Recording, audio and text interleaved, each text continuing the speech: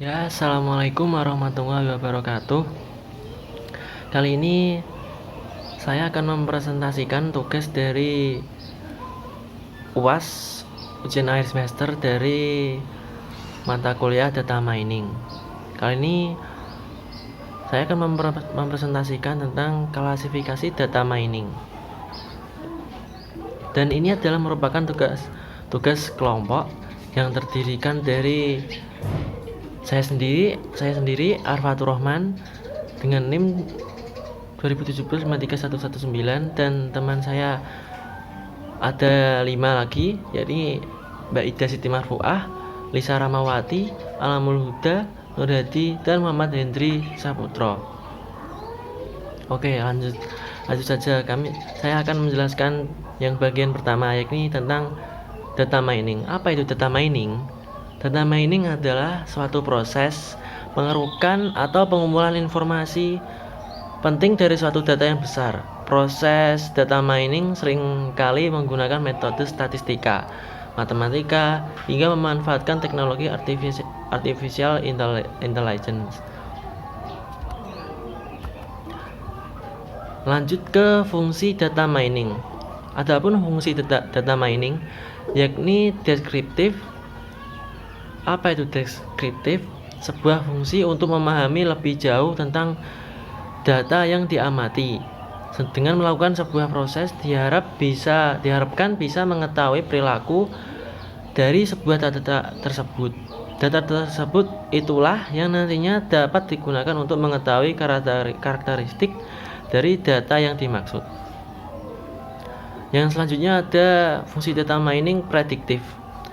Prediktif adalah fungsi prediksi, merupakan sebuah fungsi bagaimana sebuah proses nantinya akan menemukan pola tertentu dari suatu data. Pola-pola tersebut dapat diketahui dari berbagai variabel-variabel yang ada pada data. Sekian presentasi dari saya Arfatur Rahman.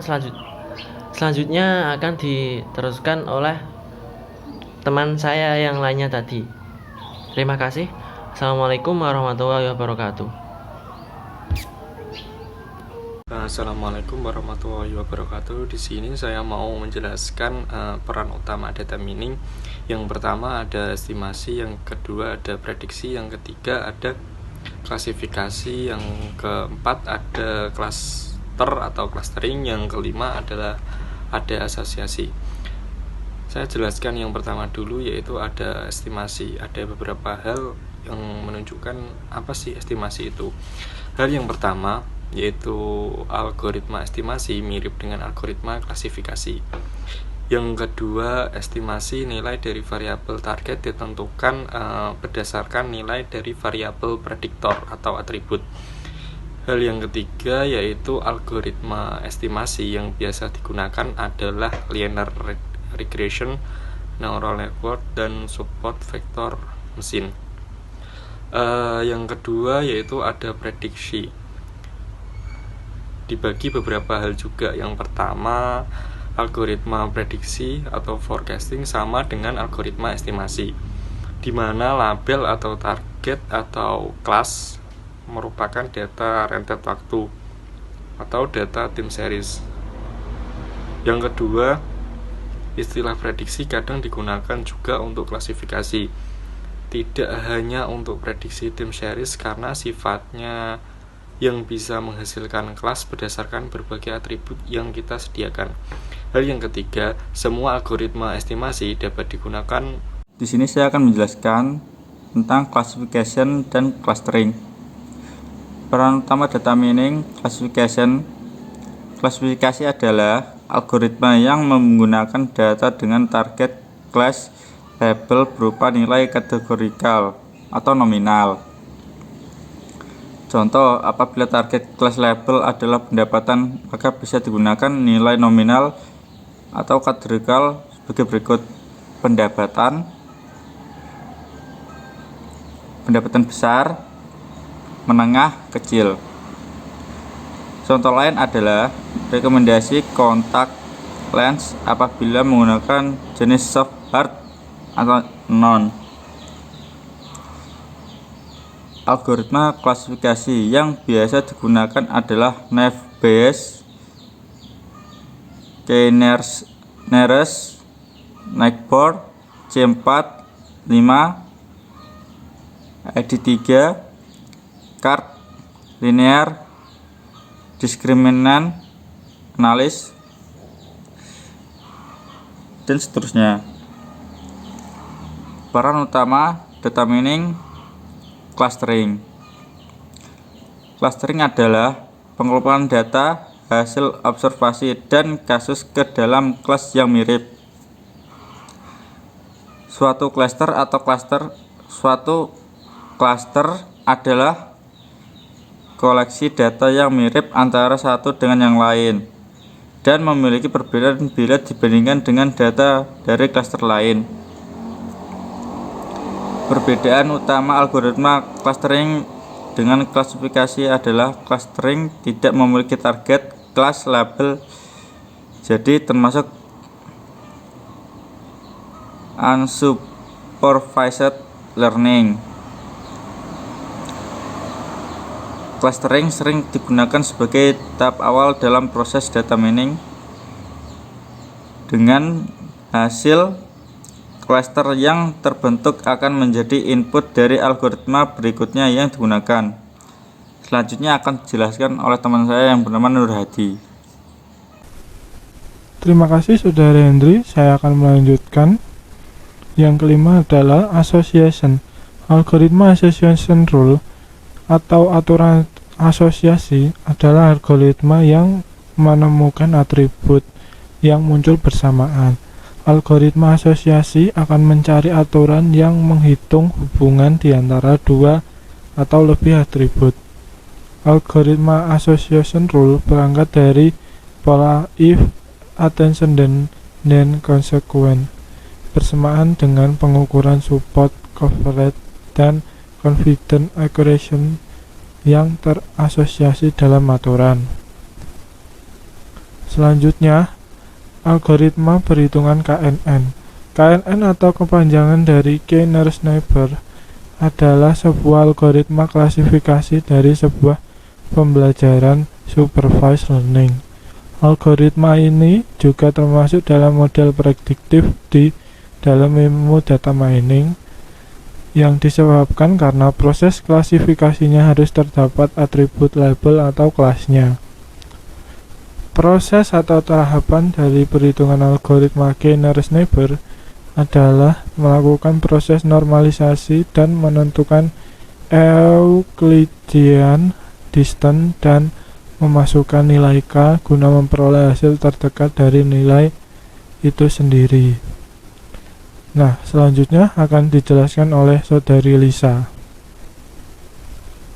Untuk selanjutnya yaitu tahapan langkah algoritma KNN. Tahapannya yang pertama adalah menyiapkan data latih terlebih dahulu. Data latih adalah data atau informasi yang diambil dari waktu sebelumnya yang sudah diketahui kelas atau labelnya. Lalu tahapan yang kedua, membuat tabel untuk perhitungan normalisasinya. Untuk rumus normalisasinya yaitu data X min data min dibagi data maksimal min dikurangi data minimal. Untuk langkah yang ketiga adalah menghitung jarak Euclidean adalah dengan rumus seperti ini. D Euclidean X, Y sama dengan akar sigma I dikali XI min YI kuadrat. XI adalah data yang atributnya sudah dinormalisasi dan YI adalah data uji baru yang selain data latih. Yang keempat yaitu menentukan atau pemilihan nilai distance terkecil yang masuk peringkat sejumlah nilai K. Untuk formula atau rumus Excel-nya adalah seperti berikut ini, yaitu sama dengan if dalam kurung baris satu nilai distance small blok semua kolom distance, koma nilai K kurung tutup baris satu atribut kelas bintang 2 kurung tutup. Nah, selanjutnya adalah kelebihan dan kekurangan dari algoritma KNN. Untuk kelebihannya, yang pertama yaitu sangat non-linear. Yang kedua, mudah dipahami dan diimplementasikan. Lalu untuk kekurangannya, yang pertama itu perlu menunjukkan parameter K atau jumlah tetangga terdekat. Lalu yang kedua, tidak menangani nilai yang hilang atau missing value secara implisit. Yang ketiga, sensitif terhadap data pencilan atau outlier. Yang keempat, rentan terhadap variabel yang non-informatif. Yang kelima, rentan terhadap dimensionalitas yang tinggi. Lalu yang terakhir yaitu rentan terhadap perbedaan rentang variabel. Untuk presentasi atau demo di Microsoft Excel akan dijelaskan oleh Mbak Ida Siti Marfuah. Perkenalkan, nama saya Ida Siti Marfuah, NIM 2017-53095. Di sini saya akan menjelaskan perhitungan dari algoritma KNN atau Key Nearest Neighbor. Langkah yang pertama, kita harus mempersiapkan data. Kita menyiapkan data latih terlebih dahulu. Data latih adalah data atau informasi yang diambil dari waktu sebelumnya yang sudah diketahui labelnya. Misalnya, jika kamu ingin mengklasifikasi atau memprediksi lulus atau tidaknya mahasiswa, maka kamu harus mencari informasi dan data mahasiswa yang lulus atau tidak lulus di tahun-tahun sebelumnya. Ini adalah data latih yang telah kami persiapkan. Untuk langkah yang kedua yaitu menghitung normalisasi. Untuk menghitung normalisasi, kita menggunakan rumus normalisasi sama dengan data X dikurangi data minimum dibagikan dengan data maksimum dikurangi data minimum. Jadi untuk data yang pertama yaitu jumlah mahasiswa kelas. Yang pertama kita ambil data dari sini, data pertama dikurangi dengan data minimum dari keseluruhan yang ada di data jumlah mahasiswa kelas dibagikan dengan keseluruhan maksimum yang ada di jumlah mahasiswa kelas dan dikurangi juga dengan data minimum yang ada di jumlah mahasiswa kelas. Lalu begitu juga dengan data absensi, jumlah SKS dari semester 3 sampai semester pertama sampai semester 3, IPS semester 1 IP sementara semester 1, IP semester 2 sementara, dan IP sementara semester 3 juga sama.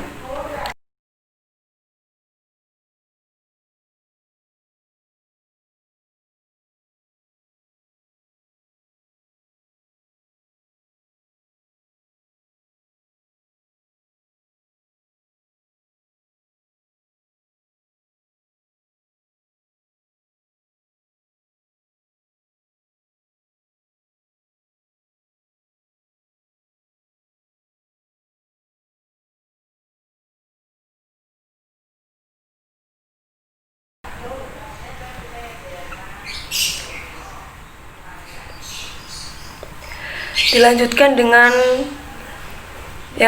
langkah yang ketiga yaitu mencari Euclidean.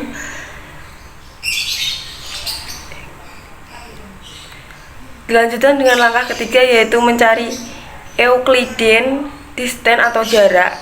Untuk menentukan jarak Euclidean yaitu dengan rumus D X atau X, Y sama dengan akar dari jumlah I dikalikan dengan XI dikurangi YI dikuadratkan.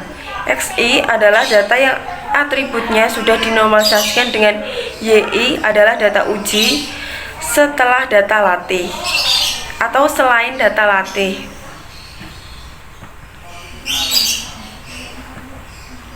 Dengan memerhatikan konsep rumus di atas, maka data uji baru diklasifikasikan dengan jarak Euclidean yang data ujinya diperoleh di mana. Data uji bisa diperoleh dari data baru atau yang belum diketahui labelnya. Misalnya data uji yang pertama yaitu dengan jumlah mahasiswa kelasnya 50, absensinya 48%, jumlah SKS yang diambil dari semester pertama sampai semester ketiga yaitu 100. Jumlah IP sementara semester 2-nya 2, jumlah IP sementara semester 2-nya 2, dan semester 3-nya 1,5. Lalu kemudian untuk mencari jaraknya dengan kita mengakar pangkatkan dari jumlah mata kuliah pertama dikalikan dengan jumlah mata kuliah dikuadratkan. Lalu selanjutnya juga sama.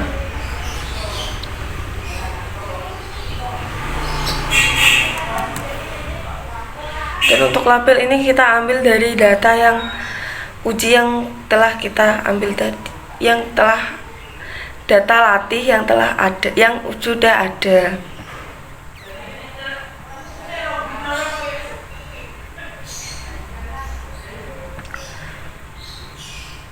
Untuk selanjutnya yaitu langkah keempat, menghitung nilai K atau nilai tetangga terdekat, yaitu dengan menentukan atau memilih data nilai distance terkecil melalui peringkat sejumlah nilai K. Misalnya jika nilai K 2, maka kita harus mencari nilai distance terkecil sebanyak 2 nilai.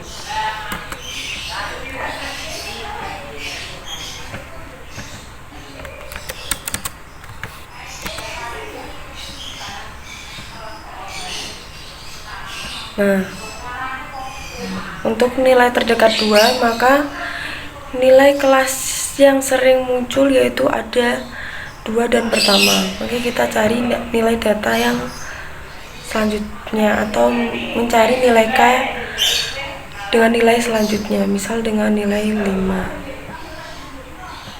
Untuk nilai 5, maka nilai yang sering muncul yaitu label kedua. Label kedua disimbolkan dengan lulus. Maka kesimpulan dari tahap 4 untuk perhitungan KNN atau Key Neural Network dengan menggunakan Excel maka sudah selesai dan sudah diperoleh hitungannya. Nah, sedangkan untuk menentukan hasil akhirnya adalah kamu voting attribute label, di mana yang nilai yang paling muncul atau contoh di atas menunjukkan atribut label dengan nomor 2 atau lulus yang paling banyak muncul. Dengan begitu maka dapat disimpulkan bahwa nilai jumlah mata kuliah, jumlah mahasiswa kelas 50, absensi 48%, jumlah SKS semester 1 sampai semester 3 100, IPS semester 1 2, IPS semester 2 2 dan IPS semester 3 1,5, maka hasil prediksinya adalah lulus. Sekian dari perhitungan saya. Sekian dan terima kasih.